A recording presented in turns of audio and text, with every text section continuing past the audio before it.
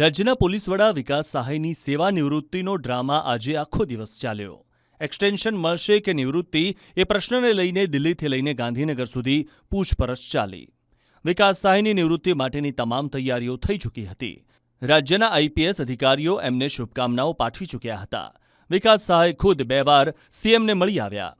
સરકારની તૈયારીઓ જોતા તમામને એમ હતું કે વિકાસ સહાયને આજે નિવૃત્તિ મળી જશે. પણ એક્સટેન્શન અને નિવૃત્તિની અટકળો વચ્ચે આખરે મોડી સાંજે વિકાસ સહાય પણ લેટરની રાહ જોઈ રહ્યો હોવાનું જણાવી ડીજીપી ઓફિસથી રવાના થયા. મંડપ તૈયાર હતો, બેન્ડ તૈયાર હતું, પોલીસ કર્મચારીઓ મંડપમાં ગોઠવાઈ પણ ગયા હતા. ડીજીપીના દાવેદારો પણ સરકારના ઓર્ડરની રાહ જોઈ રહ્યા હતા.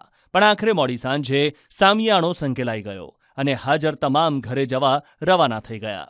હવે સવાલ એ છે કે વિકાસ સહાયને એક્સટેન્શન મળશે કે નિવૃત્તિના સમારંભની ફરી તક મળશે.